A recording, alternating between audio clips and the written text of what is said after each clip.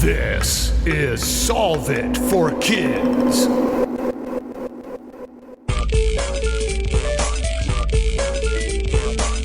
Hello, my amazing and curious friends. My name is Jennifer, the Dean of all things STEM and STEAM, and this is Solve It for Kids, the podcast that gives kids and families a peek inside the real world of scientists, engineers, and experts as they solve problems in their jobs using creativity, cooperation, and critical thinking. And now please welcome to the show my podcast partner, Galactic Space Geek, Jeff Gagne. Hello, Jennifer, and hello, listeners. You know that a couple of times a year, Jennifer and I take a little break. We have reached our winter break this year. So we have, we have some amazing clips from some of our favorite episodes.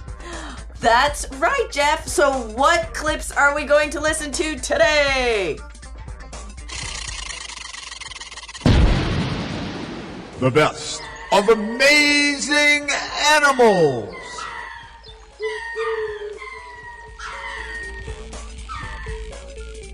The best of amazing animals. So yes, we have clips from episode 172, How Can We Help Native Bee Populations with Julie Travaglini. Very cool episode. Then we have episode 111, How Do You Count Penguins with Noah Stricker. And finally, we have episode 184, Do All Jellyfish Have Stinging Snot? With Jenny Jansen. We hope you enjoy the clips for all of these episodes. Have fun listening!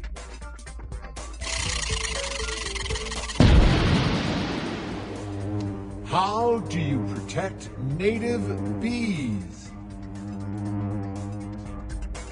How can we support native bee populations? Ooh, this is going to be an excellent episode. Who is our guest today, Jeff?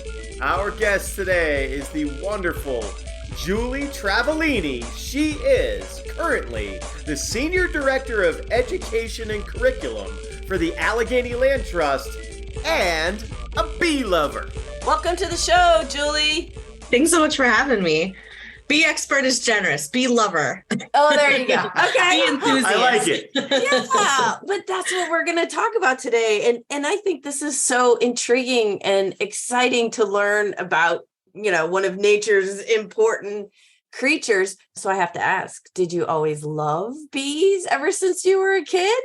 I was always a nature nerd. I was always that kid who was outside eating dirt, playing with worms. I will say I was terrified of bees as a kid.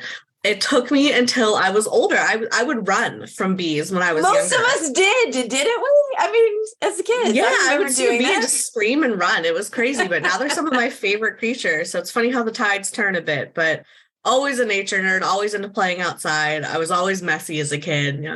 I'm sure my mom hosed me off, every day I had to get hosed off. Nice. That sounds always love nature. fun. That sounds Nice. So as a nature nerd, what did you then progress to, whether it be high school into college? What was there a trigger that said, I am going to do this as a career I want to do with my life? I think I always wanted to go into the sciences for sure, in the natural sciences. So I took pretty much every science class our high school offered, anything from biology to earth and space science to anatomy. I took all of it, used my elective space to take more science classes. Yay for science! I know, right? I know. Yes. I maxed out the science credits for sure.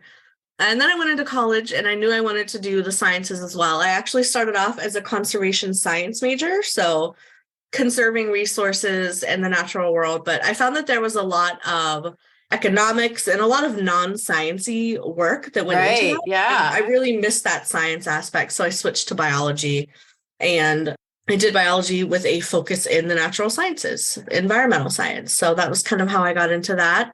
I did an internship teaching environmental science at an arboretum in Ohio and fell in love with doing environmental ed. And I've been doing that since I was 19 now. So pretty much half my life. I'm 36. So yeah, half my life I've been doing environmental education. I mean, that's so cool. And that's really something that you can get your hands on with kids and adults too, for that matter. We could all learn more about the environment. So what kind of drew you to bees then? I'm curious, since you were like, I didn't like them as a kid. How did you get to be okay with them now? I think learning about the fascinating biology behind the bees is what really got me interested. They're such fascinating creatures in the way they live and the way they interact with one another and the roles they play in the ecosystem. I think that was what really triggered me to want to learn more about bees. And I always share this fun fact with children and adults alike that I'm based out of Pittsburgh, Pennsylvania. And here in Pennsylvania, we actually are home to more species of bees than birds. So we have 434 bee species in Pennsylvania and 414 bird species. That is a mind-blowing fact. Most people can name maybe half a dozen type of bees at most. And, we have over 400 species. So the diversity is incredible. It's insane. And there's always more to learn about them. I think I find a new type of bee every time I go for a hike, which is so exciting and so much fun. And just learning more about how they live and how important they are has just really been, a huge piece of my work the last few years. Okay, so I have to ask, you just said that many species of bee and you find a different kind of bee every time you go for a hike. Wow. How are you noticing? Bees are so small. How are you noticing every time that you go out that you see a different one? Is it a different design, different stripes? How do you notice that? I hike at what I call an educational pace, which is very, very, very slow. The last time we went for a hike, it took me 2.5 hours to go less than a mile. Oh, wow. So we are stopping a lot. We are noticing. I stop at any kind of big patch of flowers and just look and notice. And you're looking for size, you're looking for color, you're looking for patterns, you're looking for different antenna type. So it's most people think of bee and they think black and yellow striped, but there are red bees, there are green bees, there are blue bees. We have bees of all different colors and shapes and sizes. So lots of diversity out there to look for. Oh my gosh, I had no idea. Blue?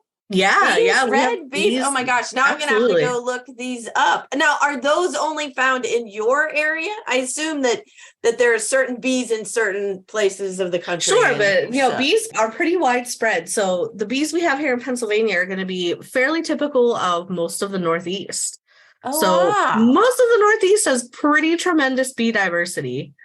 Wow. I can only imagine the bee diversity of living in a more tropical region like Florida or Southwest is like a whole other world for me. Now you've made me curious because that's where I live. So now I might have to figure out what kind of bees are living around me. I mean, also, how did you overcome your fear of getting close to them?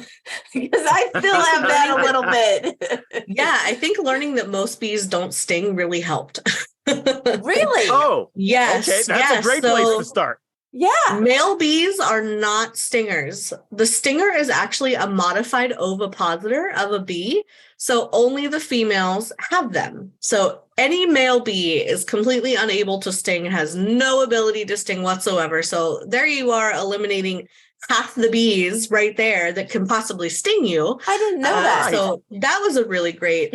That helped me a lot. Yeah, I can see that. Yes. My odds are immediately better of not getting stung.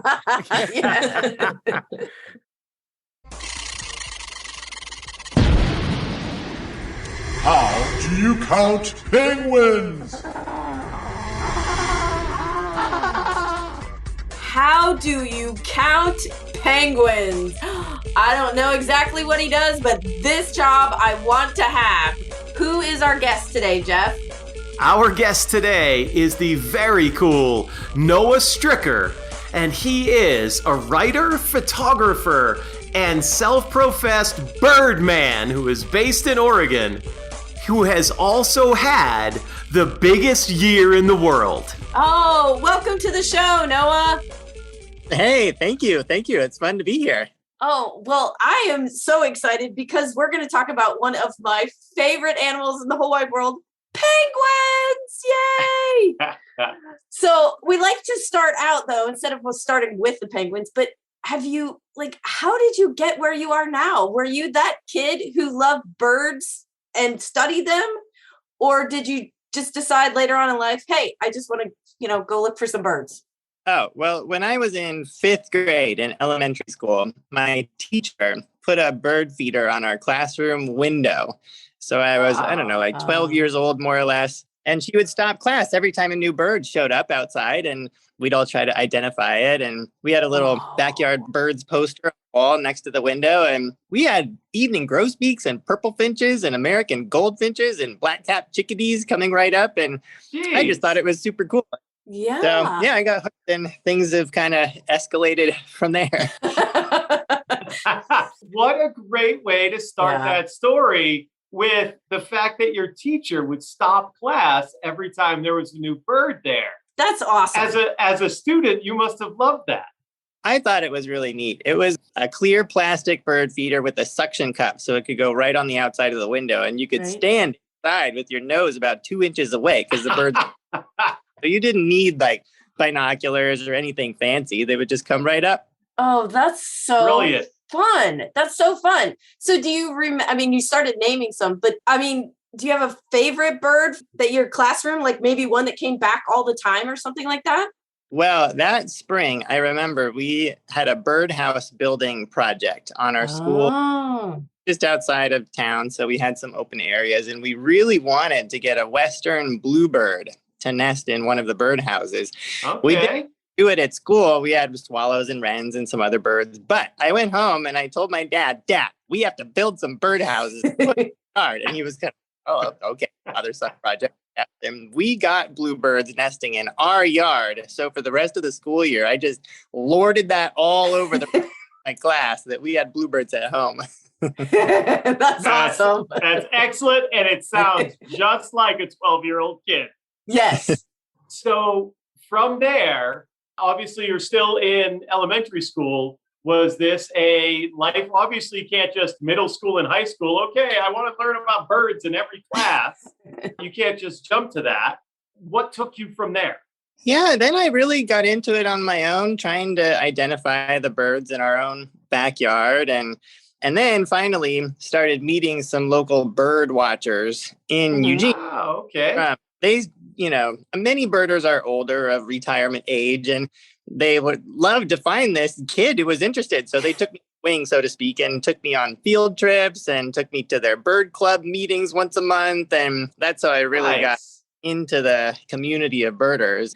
And then it was great because I had all these mentors who could show me the way.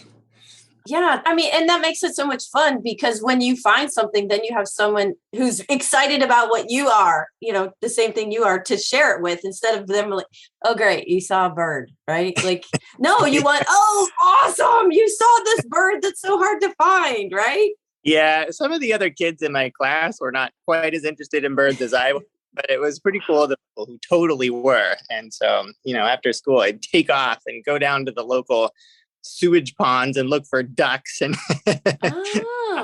Okay. So right now I am loving how funny this story is, but I'm thinking the lesson that a lot of our listeners could be pulling of, it doesn't matter what you're into. If you are that into it, you will find your people and you can be into it together. Yes, I agree. Yeah. And eventually found other people who are closer to my age who are also interested in birds and hiking and all the things I like to do. And especially, when I got to high school and college, it was something I always loved to do just personally. And I never thought of it as like a career path or anything like that. And right. Look where it's got me. Yeah. So let me ask an actual question this time on, do you think that growing up in Eugene, Oregon helped this because Oregon has more birds than other places? So you could see a lot more variety?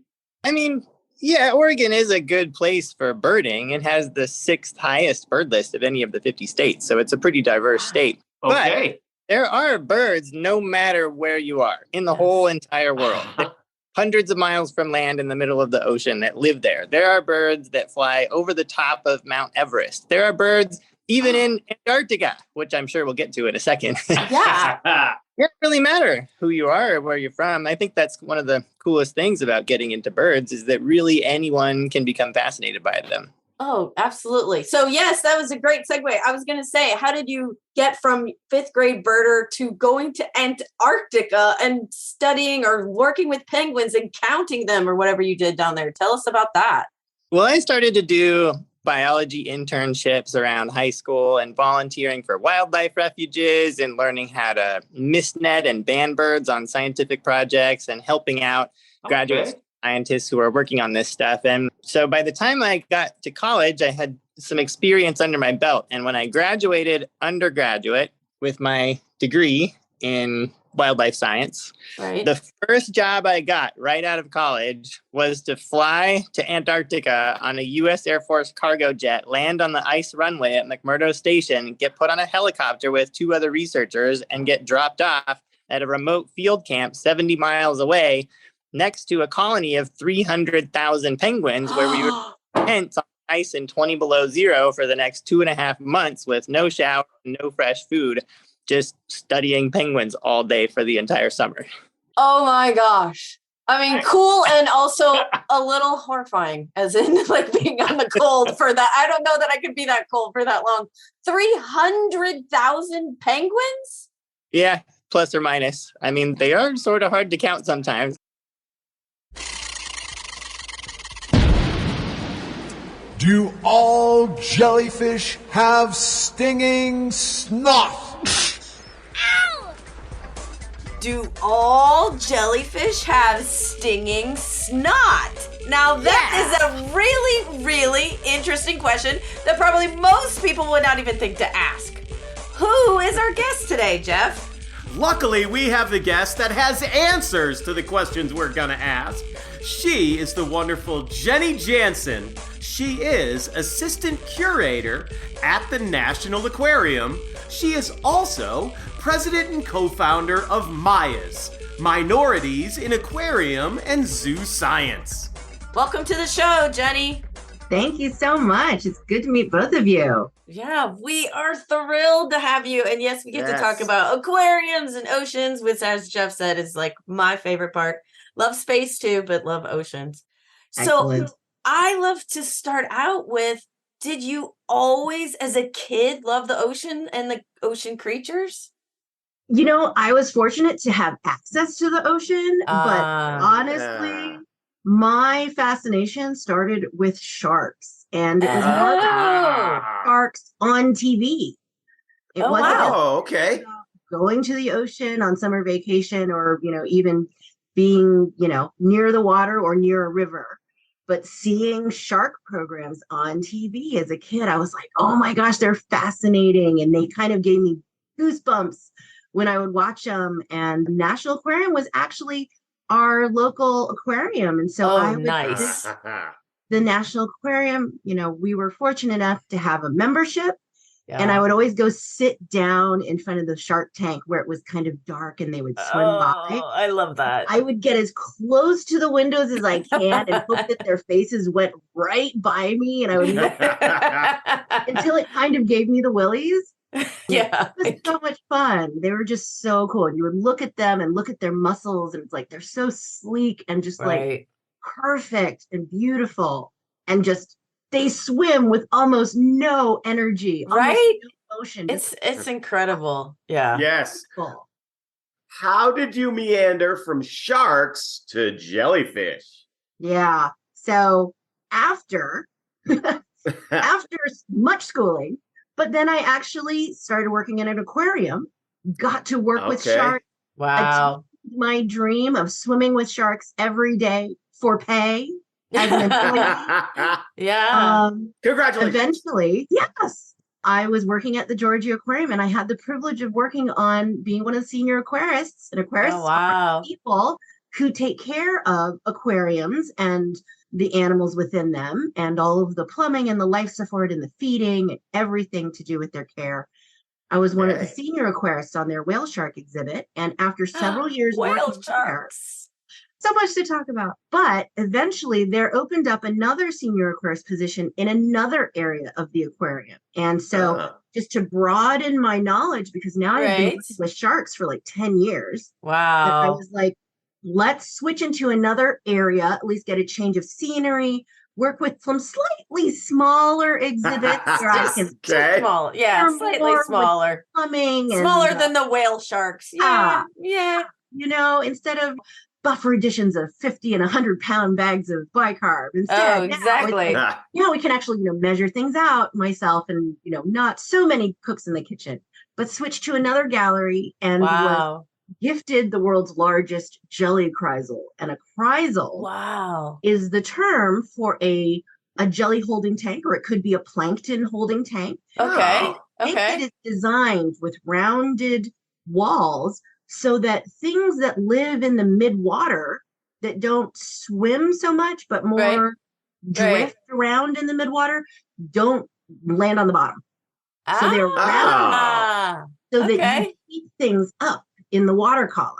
That is so cool. I mean, that makes sense. Yes, because they don't have the ocean currents and all that kind of stuff in a tank. Oh, that's amazing. There's so much engineering that goes into a jelly kreisel, and there are a bunch of different kinds of kreisels, but we're gonna have to talk about that later, because engineering and aquariums, that's awesome. Well, first, can I tell you that we've had one of the Georgia Aquarium aquarists on here who works with sharks. Excellent. And I have been able to visit Georgia Aquarium behind the scenes and see how the sharks were taken care of and see them feed the whale sharks, which I could sit in front of that tank for about 8 hours. Like they'd be like, ma'am, it's time to close. You need to go. We used to have our morning meeting there every day, and it was my gosh, nice. Would go by in an instant. It's amazing. It was so great. I also love jellyfish. I have always loved jellyfish. They're so mesmerizing to watch. They are. And so the aquarium that I went to as a kid was Shed Aquarium in Chicago, which is also amazing. Great. So, now, because we could talk about aquariums all the time. Sure. Your question is about, do all jellyfish have stinging snot? And I saw this. I saw this in a paper that you've researched, that you've done. And I was like, oh my gosh, I know a lot, not like everything about jellyfish, but I've never heard of stinging snot. What is this? Yes, it is hilarious, which is wonderful, because it is stinging snot, and yet it is also high caliber science. Okay. Listeners, did you hear how her voice changed to make that sound more academic? That's awesome. Because that's what we have to do. It's like we are the true geeks of the world. Yeah. And when you find something that is incredible and cool, you're like, this is nuts and amazing. It is. We need to tell everybody. And then we change our writing style. Exactly. To make sure that we are being professional and communicating. Why, yes, we are. Yes, we are. In a defined format, which is, all good. But also, yes, it's stinging snot. Not all jellies have stinging snot, which is, I think, the reason why it had not been described yet. That makes sense. It was one of those things where, as an aquarist working in an aquarium, you've got your hands working in the water with the animals all the time. Yes, right. You're feeding them, you're cleaning their exhibits. Sometimes you're moving them around. Yes, jellyfish, the ones that are of the stinging variety, they do sting. So, we will use gloves sometimes, but if we are careful and we're not actually touching them, we can put our hands in the water, and not get stung. However, anybody in an aquarium who has worked with upside down jellies for any period of time knows that, if you're working in their exhibit, even if you don't touch them, because they sit on the bottom. Again, okay. Their bells are on the bottom. They're on the floor. And their tentacles are up. Oh my gosh. Because they have the dinoflagellate, we've heard of like zooxanthellae, sort of like corals. That lives in their tissues. And so they turn upside down. Oh my gosh. The sunlight, similar to the corals, stinging jellies are very closely related to corals. So they can have better access to that sunlight. So you will often see those upside down jellyfish, which are Cassiopeia genus, Those Cassiopeia, you'll see them in the mangrove areas, like in Florida, where the mangroves, they're shallower. Right. Mangroves have their roots in the salt water and the sandy beds, but their top greeny and woody parts are up out of the water, getting the full sun. Those Cassiopeia will be down between the roots. Those areas have that slower moving water because of the mangroves protecting and creating that shelter. Yeah. They also create great shelter for, juvenile fish that are growing up. They're great. My gosh. Sounds. And those Cassiopeia are there soaking up the sunlight. Okay. And because they are in that area, they also have access to those very little fish that can also be food sources for them. Oh. But we don't know how they derived this or why. But being an aquarist working with Cassiopeia, I could be scrubbing their window or gravel washing the tank and working with them. And then after I put the tools away, then I'm like, okay, my arms are burning. My forearms are burning. What is gosh. But you never touched the jellyfish. But I never touched them. Yeah. Then you also go back and look at the tank and you can kind of see the webs of snot in the water. Oh my gosh. Them up.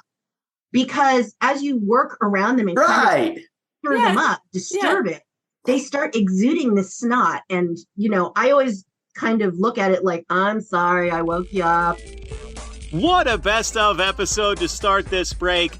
Who does not want to talk about and learn more about bees, penguins, or jellyfish? I do. Me too. So, enjoy going to find and listen to these full episodes, and we will see you next week for another set of clips on Solve It for Kids.